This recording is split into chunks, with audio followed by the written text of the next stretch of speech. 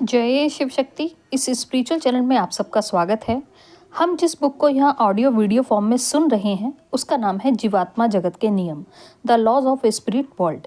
यह book national award द्वारा सम्मानित है।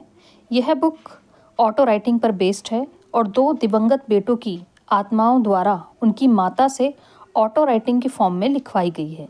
यह एक आध्यात्मिक बुक है और किसी भी जाति धर्म से इसका कोई लेना देना नहीं है, इसलिए यह बुक हमारी स्पिरिचुअल ग्रोथ में सहायक है। बस चेतावनी ये है कि खुद से कभी भी ऑटो राइटिंग करने की चेष्टा ना करें, क्योंकि यह कला ईश्वर द्वारा किसी खास को दी जाती है और जानबूझकर ऐसा करना आपके लिए हानिकारक हो सकता है। चैनल को सब्सक्राइब करके, वीडियो को लाइक एंड शेयर करके आप इस आध्यात्मिक विकास की मुहिम में हमारी सहायता कर सकते हैं। साथ में बने रहिए। धन्यवाद। सुनते हैं बुक की summary. Hello friends, last topic मैंने पढ़ा था विवाह। आगे बढ़ते हैं। यहाँ मैं एक बात आपको बताना चाहूंगी कि विवाह टॉपिक विस्पी और रतु की आत्मा ने लिखवाया था 19 जून 1981 को। उसके बाद 3 साल तक कोई भी माँ बेटे के बीच में संवाद नहीं हुआ, क्योंकि अगला विषय इस किताब में 1984 का लिखा हुआ है। यानी कि 19 जून 1981 को उन्होंने विषय लिखवाया था विवाह, और उसके बाद उन्होंने अगला टॉपिक लिखवाया है 15 जनवरी 1984 को। तो बीच के 3 साल शायद कोई संवाद नहीं हुआ होगा। आगे बढ़ते हैं। 15 जनवरी 1984 विषय है अपनी शक्ति का विकास सही तरीके से करें। जीवात्मा जगत में और पृथ्वी पर भी विद्युत शक्ति होती है जिसे आप देख नहीं सकते। पृथ्वी पर यह शक्ति आपकी बहुत मदद करती है और यह फोन, रेडियो अथवा टीवी के जरिए संदेश प्राप्त करने में मदद करती है। इंसान का दिमाग फोन, रेडियो अथवा टीवी के जैसा ही होता है। पृथ्वी पर कुछ लोगों ने संदेश प्राप्त करने की शक्ति विकसित की है, कुछ लोगों ने केवल संदेश भेजने की शक्ति विकसित की है और कुछ लोगों ने दोनों शक्तियां संतुलित रूप से विकसित की हैं। जिनमें संदेश भेजने की शक्ति अधिक विकसित है और वे हमारे जीवात्मिक संदेशों को नहीं प्राप्त कर सकते, क्योंकि उनकी ग्रहण करने की शक्ति कम विकसित होती है। पृथ्वी पर ज्यादातर लोगों में मानसिक और अलौकिक शक्तियां होती हैं, लेकिन उसे विकसित करना उन्हीं के हाथों में होता है और ये विचार करना बहुत महत्वपूर्ण है कि उन्हें विकसित कैसे किया जाए। एक ही शक्ति को अच्छे या दुष्ट दोनों ही तरीकों से प्रयोग किया जा सकता है, इसलिए यह आपके ही हाथों में है कि आप खुद को बर्बाद करें या खुद को ऊंचा उठाकर खुश रहें।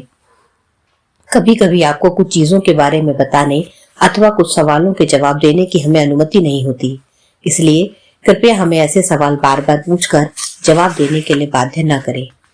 पृथ्वी पर हर कोई पाप करता है, ऐसा कोई नहीं होता जिसने पाप ना किया हो, बस उनके स्तर अलग अलग होते हैं। कुछ लोग बहुत कम पाप करते हैं, कुछ थोड़ा अधिक करते हैं और कुछ लोग पाप करने की सीमाएं लांघ देते हैं। इसलिए यदि आपसे एक छोटा सा भी पाप हो जाए तो आपको अपने कर्मों के जरिए उसका हिसाब चुकाना होता है। इस मामले में हम कुछ नहीं कर सकते। आपको यह अच्छी तरह समझ लेना चाहिए कि हम आपको सजा से नहीं बचा सकते। इसी कारण कभी कभी हमें कुछ लोगों की मदद करने से इनकार करना पड़ता है। हम ऐसे लोगों की मदद करने को सबसे ज्यादा इच्छुक होते हैं जो भले और निर्दोष हों अथवा पृथ्वी पर बुरे लोगों द्वारा प्रताड़ित किए गए हों। इसलिए यदि हम आपकी मदद करने या आपका मार्गदर्शन करने से इनकार करें तो यह जानने का प्रयत्न कीजिए कि आपने कौन से पाप किए हैं, या फिर उनके लिए सच्चे मन से पश्चाताप कीजिए ताकि हम भविष्य में आपका मार्गदर्शन कर सके। केवल नकारात्मक आत्माएं ही बहकाकर और गलत मार्गदर्शन देकर आपको निराश कर देना चाहती हैं, लेकिन अच्छाई की ओर अच्छा और दुष्टता की ओर दुष्ट आकर्षित होता है। इसलिए अच्छा बनने की पूरी कोशिश करें और ईश्वर जरूर आपकी मदद करेंगे। तारीख 25 जनवरी 1984। विषय है प्रार्थनाएं हमेशा संक्षिप्त और सच्ची होनी चाहिए। आप पूरी तरह से एकाग्र होने चाहिए। आपकी दुनिया में लंबी प्रार्थनाओं से आप कभी एकाग्र नहीं हो पाते और न ही आपका उनमें पूरी तरह मन लगता है। बिना पूर्ण भक्ति, एकाग्रता और निष्ठा के जब आप किसी पुस्तक से प्रार्थनाओं को पढ़ते हैं तो यह बस एक उपन्यास पढ़ना जैसा ही रह जाता है। प्रतिदिन एक ही स्थान पर प्रार्थना करने का प्रयास करें, क्योंकि इससे आप उस स्थान पर ऊर्जा के मजबूत और शुद्ध स्पंदनों का निर्माण करते हैं। बेशक प्रार्थना आप कहीं भी कर सकते हैं, लेकिन यदि आप इसके लिए एक स्थान चुन लें तो अच्छे स्पंदन परावर्तित होकर आप तक पहुंचेंगे और इससे आपको बहुत मदद मिलेगी। हर जगह ईश्वर की जगह है, इसलिए आप संक्षिप्त प्रार्थनाएं कहीं भी कर सकते हैं, यहाँ तक कि यात्रा करते हुए भी।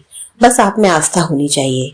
यहाँ तक कि यदि आप सड़क से पत्थर उठाते हैं, उसे धोते हैं, उसे मेज पर रखकर सच्चे मन से उसकी पूजा करते हैं, तो आपकी प्रार्थना से अच्छे स्पंदनों का निर्माण होता है और ये स्पंदन पत्थर द्वारा अवशोषित कर लिए जाते हैं।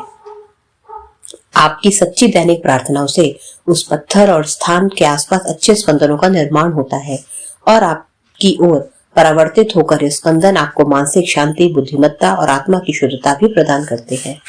बस ईश्वर में पूर्ण आस्था रखिए और संपूर्ण रूप से एक सच्चा और नेक जीवन व्यतीत करें और आपकी प्रार्थनाएं चमत्कार कर देंगी। तारीख 26 जनवरी 1984। अहंकार मनुष्य को आध्यात्मिक अवनति की ओर ले जाता है। हमेशा विनम्र रहिए। कभी यह मत सोचिए कि आपकी मदद के बिना कोई असहाय हो जाएगा। हर जरूरतमंद की मदद के लिए ईश्वर होते हैं। आप तो बस एक मनुष्य हैं। यदि आप प्रसिद्ध हो जाते हैं और अपने अंदर अहंकार का प्रवेश होने देते हैं, तो एक दिन यही अहंकार आपके पतन का कारण बनेगा। इसलिए कभी अहंकारी मत बनिए। यदि आपके मन में अहंकार आ जाता है, तो आप सरल तरीके से सोच नहीं सकते। आप बहुत सी गलतियां करते हैं और आध्यात्मिक रूप से नीचे गिर जाते हैं। यदि आपका सर हवा में है, तो इसमें बस हवा ही भरी रहेगी और कुछ नहीं। आप में कोई समझदारी नहीं होगी। यकीन मानिए, कोई आपके बिना असहाय नहीं होता। असहाय तो सर्वशक्तिमान ईश्वर के बिना आप हो जाएंगे। जो भी यह सोचता है कि उसके बिना कोई बेसहारा हो जाएगा, वह सबसे बड़ा मूर्ख है। यदि ईश्वर ने आपको गर्व करने लायक कुछ दिया है, तो विनम्र बनिए, अन्यथा आप जरूर पतन की ओर बढ़ेंगे। समय से पहले कुछ भी नहीं होता, इसलिए प्रतीक्षा कीजिए और बेफिक्र रहिए। आपके तनावग्रस्त होने से कुछ भी अपने समय से पहले होने वाला नहीं, उल्टा ऐसा करने पर आपका नुकसान ही होता है। इसलिए बेफिक्र रहिए और प्रार्थना कीजिए। ईश्वर महान है। पृथ्वी पर आपको बुरी और दुष्ट आत्माओं के साथ रहते हुए अपनी आत्मा को शुद्ध, सबल और सात्विक बनाए रखना पड़ता है। यह बहुत ही मुश्किल काम है, लेकिन ईश्वर भली आत्माओं के साथ ही रहते हैं और यदि उन्हें उनकी रक्षा की आवश्यकता होती है, तो वे उनकी देखभाल भी करते हैं। दूसरों की परवाह कीजिए और उनके प्रति मन में प्रेम रखिए। पृथ्वी पर कष्ट झेलने के बाद भी हमेशा अच्छे बने रहने की सच्ची इच्छा मन में रखिए। तारीख 28 जनवरी 1984। आप अपने पापों का हिसाब चुकाने से बच नहीं सकते। जैसा आप बोएंगे वैसा ही काटेंगे। ईश्वर का न्याय पूर्णतः सही होता है। संभव है कि यह तत्काल ना हो, लेकिन अंततः आपको अपने पापों का हिसाब चुकता करना ही पड़ता है। ईश्वर हमेशा भली आत्माओं को उनकी छोटी मोटी गलतियों पर संकेत दिया करते हैं। वह आपको बताते हैं कि आपसे कहाँ गलती हुई है, लेकिन धरती के लोग इसे समझते तक नहीं। इसलिए रुकने और सुधरने की कोशिश करने के बजाय वे दुष्टता की ओर और भी गहरे धंसते चले जाते हैं। यदि वे अपने दुष्ट कर्मों में असफल हो जाते हैं, तो वे यह नहीं सोचते कि ऐसा होने का अर्थ है कि ईश्वर नहीं चाहते कि उनसे पाप हो। इसके बजाय यह सोचते हुए वे और भी पाप कर्म करने पर उतारू हो जाते हैं, यह सोचकर कि मैं कितना होशियार हूँ, यह दिखाकर रहूंगा। हमें ऐसी आत्माओं पर दया आती है। वे दुष्टता की राह पर इतने दूर निकल जाते हैं जहां से लौटना संभव नहीं होता और आखिरकार वे खुद को नर्क में पाते हैं। आज के लिए इतना ही। धन्यवाद। और आज इस किताब का भाग 1 भी समाप्त होता है।